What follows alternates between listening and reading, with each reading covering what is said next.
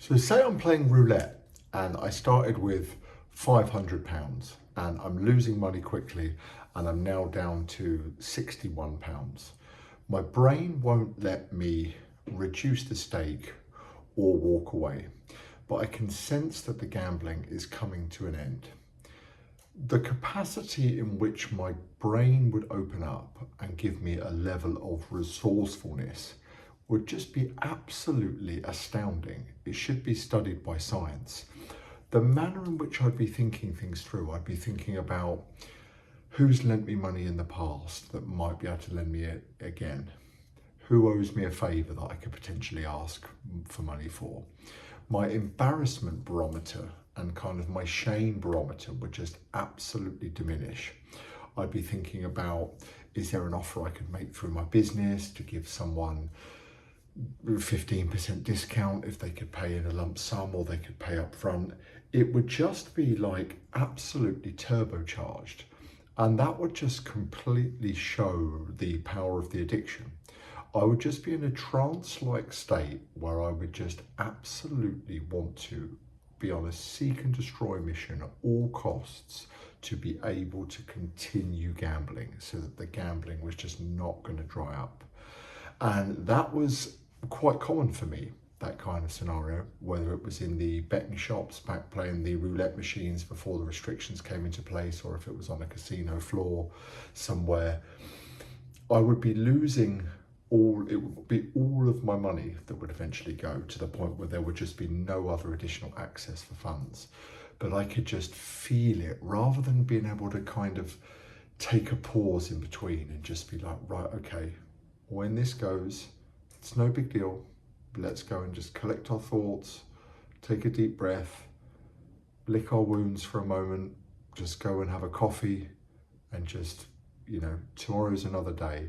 It would just be impossible. There would be none of that. I'd just be kind of in the mode at that point, and I wouldn't be able to slow myself down. So I would just be reaching out to people I knew for money, often fabricating stories, telling half-truths about why I needed it, saying I could pay it back at an unrealistic timescale that I just knew there's absolutely no way I could meet that, but it just wouldn't matter to me, because it would just be like, can I get the money now and continue gambling? And then just the delusional optimism would kick in. So it wouldn't worry me that I would say I could pay them back on Thursday when it was the weekend, because in my mind there'd be so much going on. There'd be such a roller coaster of additional gambling between then, and of course at some point I'd be in a position to pay them back.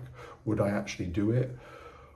Often no, in that moment. I mean, I would always definitely pay people back eventually, but at the time, and that just shows the power of the addiction for me. It was almost a bit like split personality. It was almost like someone else was kind of controlling the steering wheel of my brain, if you like. And this doesn't seem to be uncommon. This seems to be quite common, where there's almost like a switch in compulsive gamblers, that once a certain mode is activated, or that switch is gone, all kind of rational thought is completely evaporates.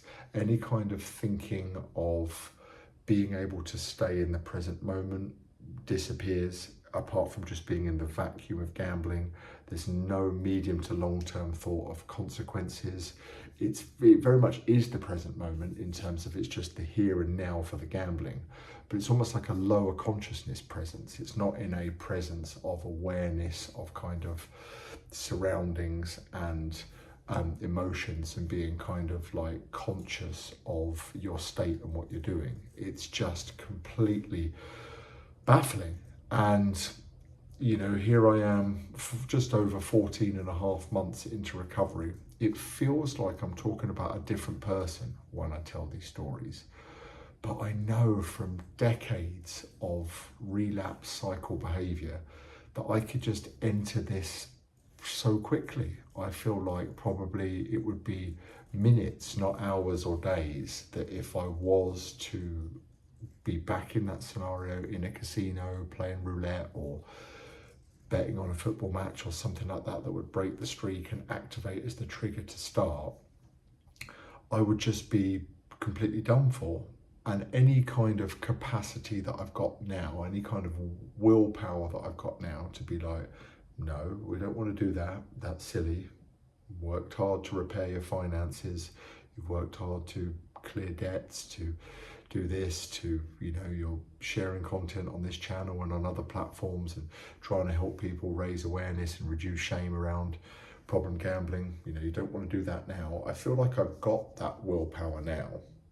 I have it now, but there's almost like a line that if it was crossed, it would just be this kind of permission or this rationale to go there, and then just something else, a demonic parasite-like entity, which I've described it as many times in the past, because that's the way it feels, just a complete hijack of consciousness.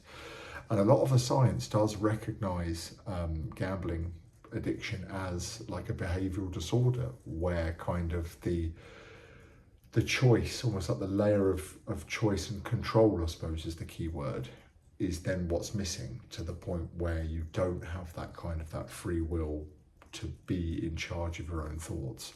And it's fascinating me, the thought that it can happen. You know, I have relapsed in the past on thinking like, no one, surely it will be different this time. I am my own person with my own choices. I'm not going to go and put my hand on a hot oven later, because I understand that that's going to hurt me.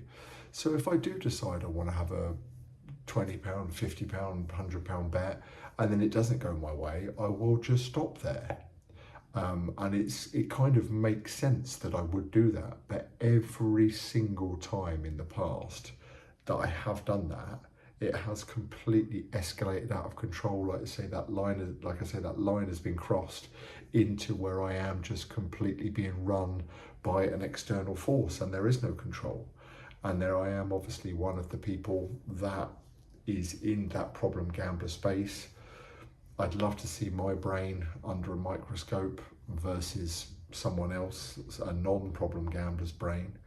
Certainly in the same conditions. There's probably all sorts of pleasure centers that are being lit up differently, or definitely like a different like neurochemical response going on. But it has completely been recognized as an addiction now. People will often compare it to drugs or alcohol and say, you know, you're not actually ingesting anything. So I get it with drugs. When you put a substance into the body, that kind of creates a chemical effect of kind of yearning for it and almost like a withdrawal.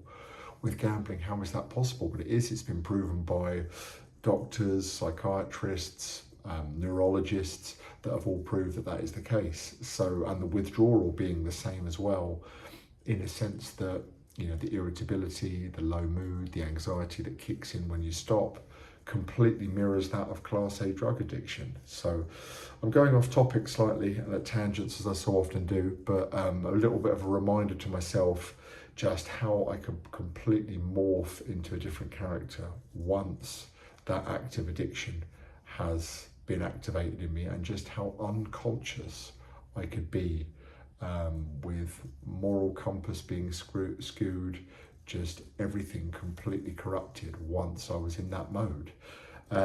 So thanks for watching. If you are affected by this kind of topic, this is the channel for you. You know, I'm a compulsive gambler in recovery. I'm incredibly passionate about this topic. I don't like the trajectory of where problem gambling is going, especially for the youth of today.